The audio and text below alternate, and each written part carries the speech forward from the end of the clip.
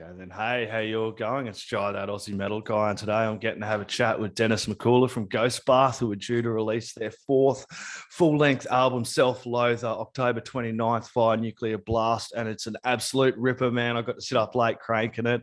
Thank you for joining me, Dennis. Of course, thank you for having me. No, it's a pleasure, man. I'm one of those people that have just discovered black metal the last 10 years. I was kind of into black metal, but not like I'm into black metal the last 10 years, dude. I absolutely love it, man. And this album was an absolute ripper. But I heard that there was some challenges with the writing and recording of this album, man. Can you tell me a little bit about that?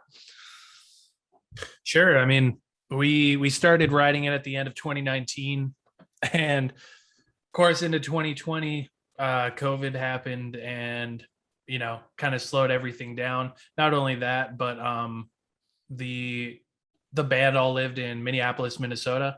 And so the George Floyd protests were going on, like there are buildings on fire, like a block away from our practice space. So there's all of this going on, all this turmoil. And it just sort of drew out the writing process. I mean, I lived 8 hours away in Minot, North Dakota, in a small town. And so I just, we would send files back and forth a lot more instead of, writing in a room together. We had a lot more time to think about each part and what we wanted to use and what we didn't want to use. So, we just, you take every challenge as it comes and you just figure out a way to adapt and put together an album. Yeah, so what were some of the themes that influenced you with the songwriting on this album, man? With this one, this was always supposed to be sort of the heaviest Ghostbath album, which so for me, a lot of death metal as far as the vocals influenced me. I was listening to a lot of like Tomb Mold, Cannibal Corpse, Witch Vomit, all those kinds of new death metal bands. I guess Cannibal Corpse isn't new, but that really influenced my vocal style for this. I think it's cool in like black metal, and there's one depressive black metal band called UARAL from I think they're from Portugal or Spain, and they're the only other sort of depressive black metal band that uses those super low vocals, and I really like how that sounds in contrast to sort of melody and like pretty parts. And so I tried to put that in the album where I could, where I was playing like some clean guitar and doing like the low vocals over it. Yeah, so how's that going? Your voice box and your vocals, man? Because you do have those quite high screams and the growls and everything as well. How do you keep that in check, man? This is the first time I've done sort of the mid like black metal style vocals, traditional black metal style, and the death metal sort of low growls. And so for that, it was a whole process of me learning how to do it. And really it was a lot of prep. So, warming up by singing really helps like loosen up your throat. A lot of drinking water. And actually for this one, I kind of took it to an intense level. Just, we were in COVID or whatever. So I was kind of put myself in like a ritual every day where I would fast for like 16 hours a day. I wasn't eating sugar, no alcohol. I just kind of like put myself in this regimen, and it really, it made my throat like super healthy. Like I've since like gone out of that whole program. And so I don't think right now, if I tried to do the vocals on the album now, it wouldn't sound as good. So I'm gonna have to figure out something, when we go on tour, I need to like, get something going to where I can like prepare my throat for something like that. Yeah. The high pitched vocals, those are bad for your throat. Don't do it. That's all I'll say. Yeah. Yeah, man. It's an absolutely ripping album. As I said, I was sitting there really late at night. I got this album yesterday, and I got to have a listen to it. And man, it's just an amazing album. I had my mind going all over the place while listening to it, and it gets all these different emotions going, and it did with me. And then I found like I love albums that do this, and they do it really well. When you come to that track, Hope Death Finds Me Well, you have these real moments of total introspection as well. It fit really well. Tell us a little bit about that track there in the middle there. Yeah, that's sort of something we've done in every album. I think it's just kind of my style to sort of give a break, sort of somewhere in the middle of the album. And I like my biggest one of the biggest things I like in music is contrast. And so to go from something super heavy to something like really quiet is cool. I like that emotional change that it has, and also from something quiet and pretty to something intense, because when the next track after it comes out and it comes in, it just hits that much harder. And so those parts in context just hit harder than if the whole album was just pretty or soft, or if the whole album was just completely heavy. I like to mix it up. It's kind of like a roller coaster of emotions. I'm sure that's what you're describing there. Yeah, exactly. If when it comes back through as well, it's just hits you again and you're ready to roll again, man. Mhm. Can I ask about the track you done with CJ, man? I got to ask about that. I wouldn't be an Aussie if I didn't do. Tell us a little bit about that track and how that kind of happened. Sure. I mean, that's funny because this is my third interview with an Australian And today, and nobody else asked about Didn't it. they? You're the first one. Okay, Yeah. well, good.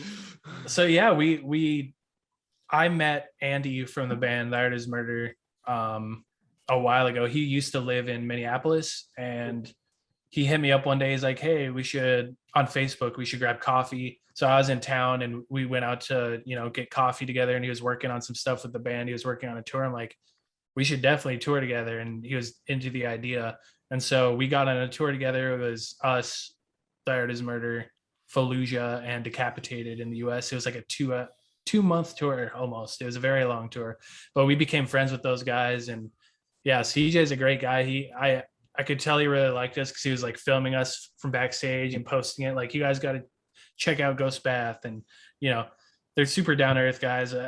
And so when we were thinking of having a guest vocalist on this album, I was like, we should hit up CJ. I think it'd be cool with the new direction we're going in, his vocal style, and for him to be on something different, not a deathcore type track, more of a depressive black metal track, was a cool mix. And he was super cool about it. He did it, I think he posted about it. He did it completely free just because he likes us and he's friends with us. And yeah, I think it turned out really well. We just sent him the track completely done. I sent him my own lyrics he wanted, and then he kind of interpreted it how he wanted and did his part in his own style. And so I think it turned out cool. It turned out really cool. And as you said, it was good to see CJ doing something like not deathcore related as well. Hearing him do the black metal style was really bloody cool and stood out as well for me, man. So very, very bloody cool. Playing live, speaking of playing live, what's it looking like over there? Because I've seen the tours at the moment sitting over here in Australia. I was talking to someone, a musician last night from Western Australia. We're sitting there talking about the tours and they look great, but then we're also noticing the numbers dropping off. Where are you guys at playing live? Are you just going to wait a little bit to play live, or? Yeah, right now, I just try not to think about it. I just try to, in my mind, I'm just like, if we get on a tour, it'll be like a pleasant surprise. I'm not like planning on it or hoping for something like that to happen, just with how so many shows getting canceled. And we've already had one tour get canceled that was supposed to be in January. Yeah. So for me, it's like, okay, we can just wait it out. We've waited this long. We were going to wait to put out the album until we could tour, but we didn't want to sit on it for too long. And so I think we just might start working on another record in the meantime. And, part of the problem is not just the tours getting canceled, but all the tours that were supposed to happen in the festivals in like 2020 last year and 2021 this year are getting pushed and pushed. And so they already have their lineup. So, there's nowhere for us to be on those lineups. So it's an interesting situation right now. Yeah, it is an interesting situation. Like you said, you don't want to sit on the album too long because, as you said, you started recording this in 2019. So you probably would have been done 2020 and you probably already, sat on this for a little while waiting for the right time to release it as well. What was that like, sitting on the album so long? Did you want to go back and do little things to the album, fix little things up, sitting on it for so long? Tell us about your thought process and waiting on that long to release it. Well, we first recorded like a demo of one track in 2019, and then we're like, okay, we can write it, but we can take our time with everything going on. And so we took our time writing it, and we recorded in one spot in Minneapolis where I was 8 hours drive away. So we'd have to book the time, and I'd have to drive up there for a couple of days. We'd do some recording. I'd drive back home for a couple of weeks, and it was kind of back and forth like that. And then we had it mixed and mastered somewhere else. with Jack Shirley, who's done like Death Heaven and stuff, Yeah. out in California. And we just went back and forth on the mix with that. But I never like to over edit or overthink Yeah. things too much. So it was never like, oh, I want to go back and change this part. It was sort of like, okay, this is done. This is the album. Because for me, like the limitations and the restrictions, that's what make an album what it is. Like nobody's going to have unlimited time or unlimited resources to create something. It's all those limitations that sort of mold the album into what it is. And so once we had it done, we gave it to Nuclear Blast, came up with the date. And I think the final mix wasn't done until January, February of this year. So it wasn't too long. Wasn't too long. Yeah, that's not too bad. Is this the second album through Nuclear Blast? This will be the third. The first one was a re-release of Moonlover that also came out on Northern Silence Records in Europe. And then, Star Mourner was the second. This will be the third. Yeah, well, you're already getting like a fair bit of ears around you. So joining up with Nuclear Blast would have been a bit of a coup as well. Getting you to even further ears all over the world would have been quite a pretty good feeling. How's it going with this album or releasing that? Yeah. I have nothing but good things to say about Nuclear Blast. They're awesome. They have a great team. Right. When I first put out Moonlover and I was getting different labels were calling and, saying, hey, we want to like put this out. I think Monty Connor from Nuclear Blast was always the one that I felt most comfortable with. Yep.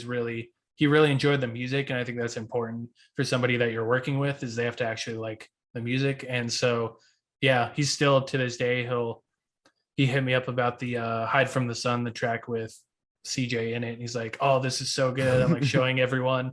He showed the guy Matt from Trivium. He's like showing and when somebody likes the music that you're working with, it's always a good sign. It helps spread it more.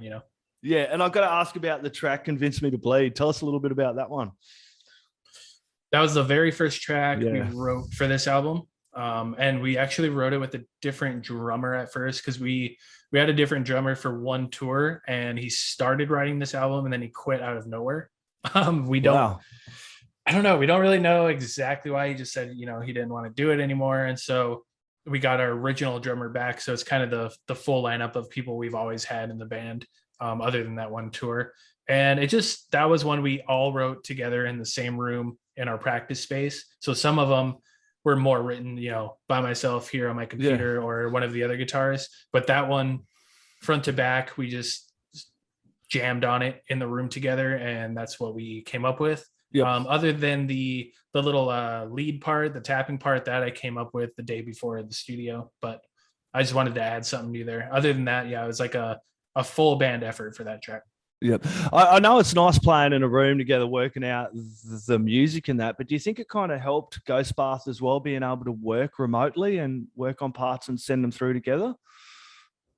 Yeah, it just gave different, if we have three guitarists in the band, so there's three different people writing riffs, and it just gave a different voice, a different perspective if we were on our own writing our own riffs to be sort of the base of the song. Most of the tracks will either be, mine, Tim's, or John's original riff, and then we would send stuff back and forth and add to it. So a track that like John wrote, which would be like Shrines of Bone or something, to me sounds way different than something I would write. But then when I add my parts to it, it just gives it a different flavor. And so I think it created something that I couldn't make on my own as like a solo project. It was cool to have, everyone else's perspective on it. Yeah, and the riffs are really complex, and I was like getting really lost in the instrumental and the guitar parts in it and the melodies, and it's black metal, but it's Ghostbath. You've made it kind of your own sound within this as well. Yeah, I think that's it's something that automatically comes out, like naturally comes out. It's not something where I'm like trying to sound a certain way. I think it's just my experiences and the bands I've been in and the bands I've listened to growing up just all kind of combines. And I think everyone has, their unique voice in writing, unless they're really trying to force something or sound a certain way, they're going to have their own unique perspective on writing. And so for me, I've always been like super into chord changes and Yep. finding that one chord going into this chord just sounds so cool, and that's where I come in. But you said some of the riffs are more complex. That's not really how I write. I'm pretty minimalist and like Yep. straightforward, and so that would be more of John or Tim. When they were writing something, they would make something a little bit more complex, and then I'd write something over it, but like the time signatures would be more complex, or like the rhythm of it especially. So it just created something that I couldn't make on my own, but like all together it still had our voices in it, so it still sounded like Ghost Bath. Yeah, I'm going to go a little bit left of center only because you're talking about influences. Who are some of your influences? Got you into black metal to begin with there. So I think the very first sort of black metal band I've heard, they're like symphonic black metal, is Dimmu Borgir. Yeah. And then Dark Throne was another one when I was really young, but this was before I was super into the genre. Yep. I was more growing up in the Midwest. There's a lot of like hardcore and melodic hardcore and like emo, Midwest emo type stuff where it's a lot of tapping, a lot of clean guitars, a lot of melody. Bands like Fear Before the March of Flames, Under Oath, Norma Jean, The Chariot, all that kind of stuff. And so I think that's where a lot of my melody comes in. But then for Ghost Bath and black metal in particular, when I really got into the genre, it was Agalloch's Marrow of the Spirit. I just picked that up because of the cover. Like it just looked cool to me, and I put it on. It just blew my mind. And then from then on, I was like, oh, I want to make a project like this. And that was kind of my entrance back into it. And then it's sort of that mixed with the super obscure band called Silencer, who does super high pitched, they're like depressive black metal screams. And at first I thought it was the funniest thing ever. And I was like copying it and screaming really high. And I was like started liking it unironically. And I was like, oh, maybe I should do these vocals for my stuff. And so, yeah, those two bands would probably be the biggest influence for me getting started in the Ghost Bath type black metal. So yeah. So making that first EP, could you see yourself here today doing what you're doing? If someone were to say, look, Dennis, you keep doing this, mate, you're going to be up on Nuclear Blast, you're going to be rolling. Did you envision yourself here today doing this? No, not at all. When I made the EP, the whole band quit because they didn't like the vocals in it. And so that's when it was first a solo project. And it was just on the side. I had quit my previous band to just go to college full time. And then I was doing Ghost Bath just because I like writing music just as a side thing. And then it started getting more traction. And then I wrote Funeral, being a little bit more serious about it, and got a lot more traction from that. And I think from that point, I knew I would be here, which is pretty early. I took my house flooded where I was living. And so I had to move everything out. It like soaked all my stuff. I had to move back into my parents' basement. I had nowhere to live, and I had like $100 guitar, and I had a demo version of Fruity Loops to record. And I just, I made Funeral, and just the response from it, I knew this was going to be something people would be into. And so I had $1,000 to my name. I drove out to, at the time it was Random Awesome Studios, but it is Josh Schroeder now as the producer. And I recorded Moonlover in 3 days because that's all I could afford was $1,000. And he was very nice to let me do it for that price. I'd recorded with him with my previous band, and I drove out there. It was like a 24-hour drive straight. And I did that because I knew like if I could record this stuff in a studio that people would dig it and it would get big. And I guess I was right.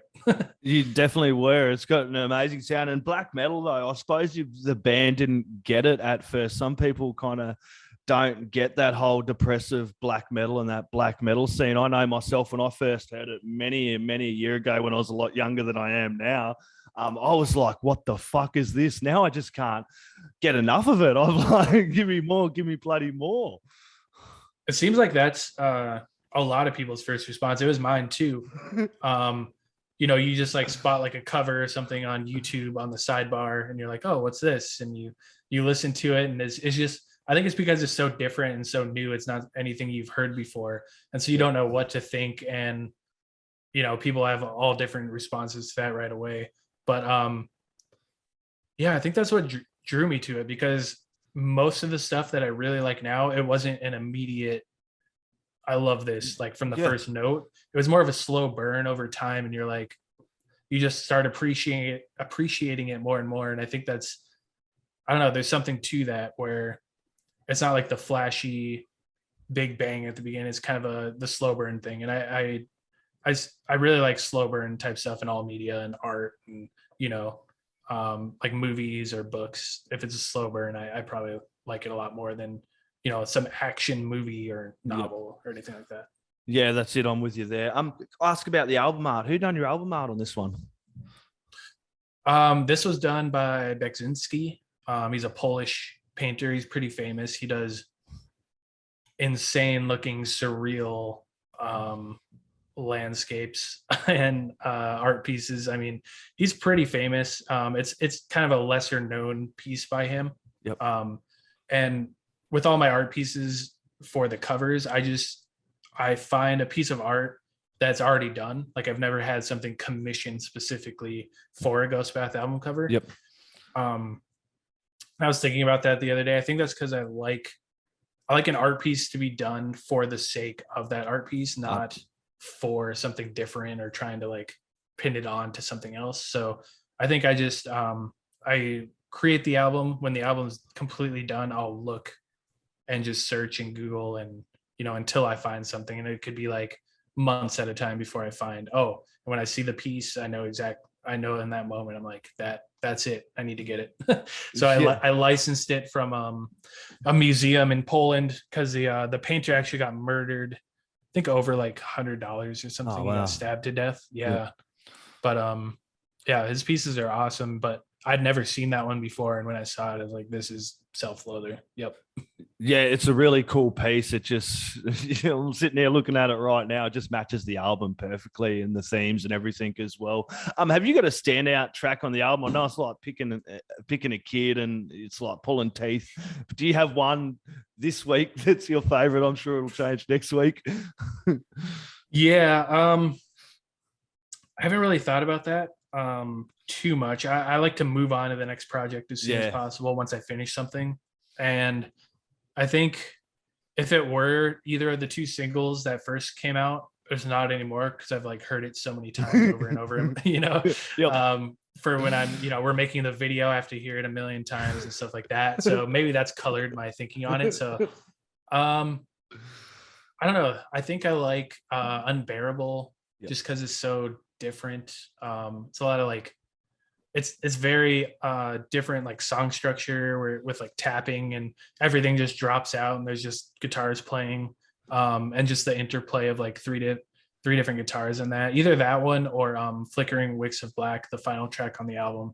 That was one I wanted to be a single, but I don't think we ended up picking that one. But I think that one's like super intense front to end. It has, the heavier brutal parts. It has the DSBM part at the end where I'm like, I have the high wails and it's like more melodic. And yeah, I'd pick either one of those probably. All in all, Dennis, this is Self-Loather album is an absolute ripper, one that's going to be high on my playlist for the year and going through for sure. Any last words, shout outs or thank yous you'd like to add in there, my friend? Shout out to Chewy. He was I don't know if you watch Twitch. It's like a streaming site. Yeah, I do. He's a piano player on Twitch, and I heard him playing, and I knew I needed him to play some stuff for the album. So I hit him up, and he was super nice about it. And he played. I think there's 3 different parts that he has piano parts on the album. So I think they turned out really well. I kind of like guided him, and then he would bring something to me, and I'd say, "Oh, like change this, do this," and it turned out really cool. So yeah, shout out to Chewy. Shout out Chewy. That would have been really cool. I'm going back into this for a second, but that would have been pretty cool hitting Chewy up to have here. He would have really enjoyed doing that as well. And that was really bloody cool, man. Oh, yeah.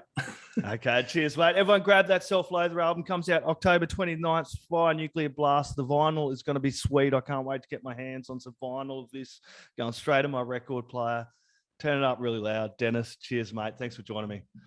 Thank you for having me. Awesome. Cheers, mate.